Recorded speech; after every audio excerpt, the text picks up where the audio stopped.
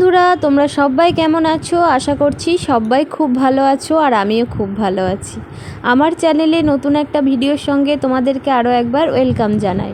আশা করছি তোমরা যেখান থেকে দেখছো ভিডিওটা সবাই সুস্থ আছো, ভালো আছো। তো চলো আজকে ব্লগটা শুরু করা যাক। সকালবেলা ঘুম থেকে উঠে সমস্ত কাজকর্ম করে নিয়েছিলাম, তারপরে এই যে শাক বাছতে চলে এসেছি। শাক বাছতে বাছতে মেয়েকেও পড়াতে বসাতে হবে, আর ও একটু পরেই যাবে স্কুলে। ওকে পড়াটা দেখিয়ে দিচ্ছি। ও বুঝতে পারছিল না কিছু কিছু পড়া, আবার কিছু কিছু পড়া থাকে ও নিজে নিজেই করে নিতে পারে। আর বাংলাটা না ও খুব ভালো শিখে নিয়েছে। এখন ওদের স্কুলে তেমন কোনো ক্লাস হচ্ছে না, কিন্তু অ্যানুয়াল প্রোগ্রামের জন্য নাচের প্র্যাকটিস হচ্ছে, তাই দুটো একটা ক্লাস হয়ে নাচ প্র্যাকটিস করানোর জন্য ওদেরকে টাইমটা একটু চেঞ্জ করে দিয়েছে। সেই জন্য না অনেকটা প্রবলেমও হয়ে গেছে আমার। এদিকে তাড়াহুড়ো করে রান্নাবান্না করা, আবার ওইদিকে খাইয়ে ওকে রেডি করানো, আবার এদিকে জল চলে আসে, যেহেতু টাইম কলের জল, আর টাইমে জল চলে আসলে বুঝতেই পারছো কিছুক্ষণ পরে আবার জল চলে যাবে।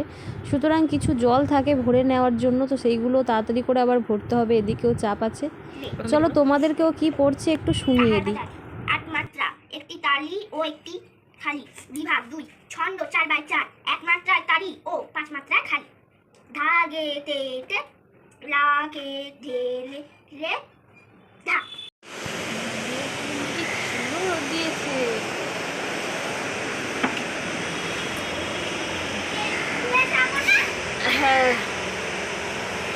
তারপরে এই যে ওকে পড়াটা কমপ্লিট করে নেওয়ার পরে স্কুলে নাচেরও কিছু পড়া কমপ্লিট করে নিলাম। নেওয়ার পরে তারপরে আমি চলে আসলাম শাক বাছতে। শাকগুলো বেঁচেছিলাম, ওগুলো এবারে ধুয়ে নিচ্ছি।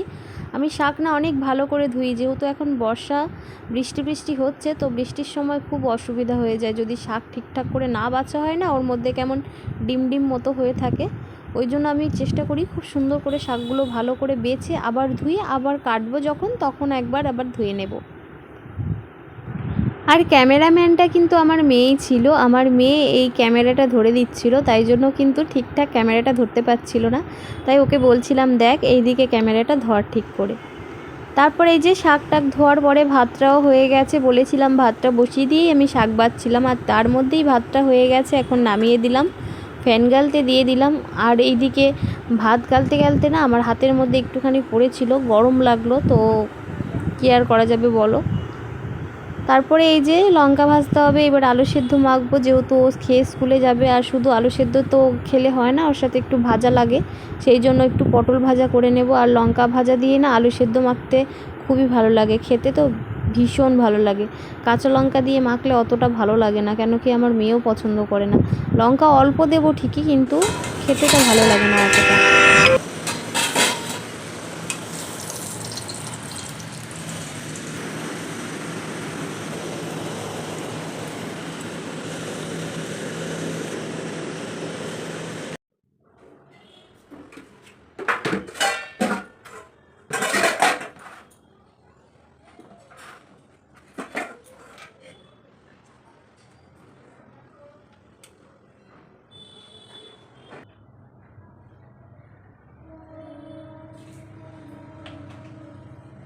তো তারপরে এই যে আমি এঁঠো বাসন যা ছিল সেগুলো সব বাইরে বের করে দিলাম। দেওয়ার পরে এখন আমি ঘর মুছে নিচ্ছি, যেহেতু জল চলে যাবে আবার তাড়াতাড়ি করে আমাকে জলের কাজটাও কমপ্লিট করে নিতে হবে। না হলে কিন্তু জল চলে গেলে আমি আর এই জলের কাজগুলো কিছু করতে পারবো না, আর জল পাবো না। তো এখানে টাইম কলের সিস্টেম, তাই টাইমে জল আসে, আর টাইমে কাজগুলো আমাকে করে নিতে হয়। সেই ভোর 4টের সময় উঠেছি, ভোর 4টে থেকে উঠে কিন্তু এখনও পর্যন্ত কাজ করেই যাচ্ছি। আমি কিন্তু দিনে দুবার করে ঘর মুছি, এক সকালবেলা একবার মুছি, আবার এই যে রান্নাবান্না করার পরে কিন্তু আবারও একবার মুছি। যেহেতু ছোট মেয়ে আছে, আর আমি না সবসময় পরিষ্কার পরিচ্ছন্ন থাকতে খুবই ভালোবাসি, সেই জন্য আমাকে টিপটপ রাখার জন্য আমাকে দুবার করে মুছতে হয়। যেহেতু কষ্ট হয় ঠিকই, কিন্তু কষ্ট হলে কি করা যাবে বলো। এই যে ঘর বাড়ি রান্না করার পরে চ্যাট হয়ে যায় না, আমার একটুও ভালো লাগে না। চলো সমস্ত কাজকর্ম করে নিয়ে তোমাদের সঙ্গে আবার কথা হচ্ছে।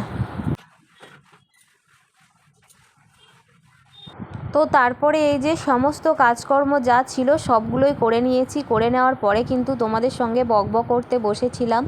এই যে যেহেতু রাস্তায় পাইপ গাচ্ছে, তো পাইপ খোঁড়ার জন্য যেহেতু রাস্তা খুঁড়ছে, আর রাস্তা খুঁড়লে মেশিনের খুব বাজে আওয়াজ হচ্ছে, যার জন্য আমাকে ভয়েস ওভার দিতে হলো।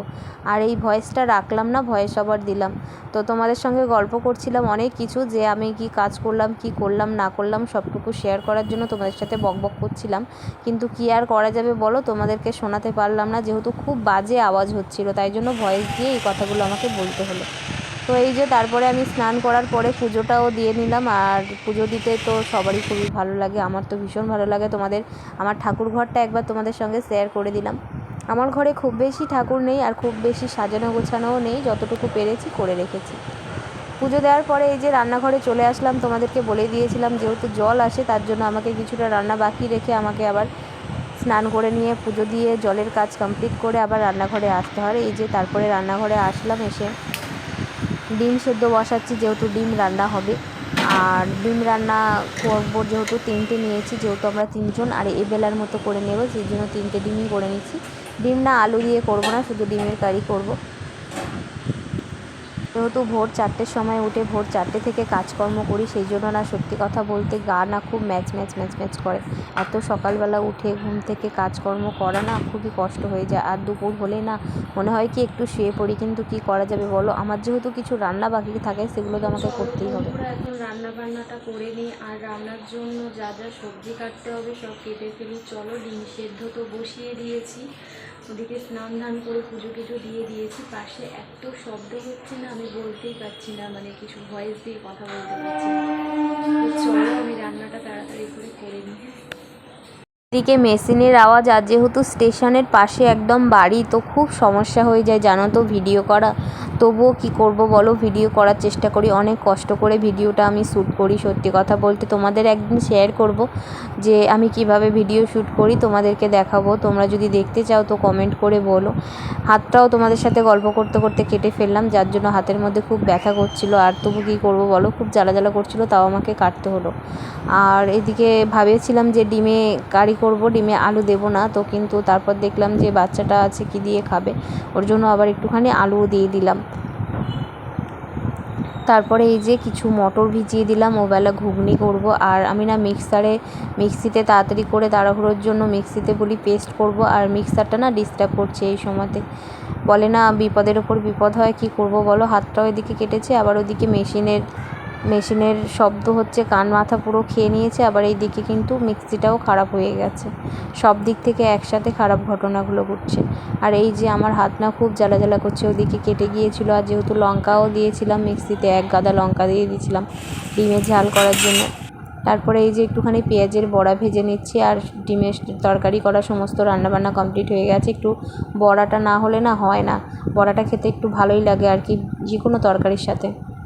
এই যে শাক ভাজা করে নিয়েছিলাম আর বড়া ভেজে নিয়েছিলাম। তো ভিডিওটা কেমন লাগলো কমেন্ট করে জানিও। ভালো লাগলে আমার চ্যানেলটা অবশ্যই সাবস্ক্রাইব করে দিয়ে পাশে থাকো। অনেক কষ্ট করে ভিডিও বানাই গো, তোমরা প্লিজ আমার পাশে থেকো। তো চলো আমি খাওয়া দাওয়াটা কমপ্লিট করতে থাকি, তোমরা শেষ পর্যন্ত ভিডিওটা দেখো। বন্ধুরা, ভিডিওটার বেশি বড় করলাম না, টেনে নিয়ে গেলাম না, এখানেই শেষ করে দিচ্ছি। ভালো লাগলে অবশ্যই কিন্তু আমার পাশে থেকো, অনেক কষ্ট করে ভিডিও বানাই।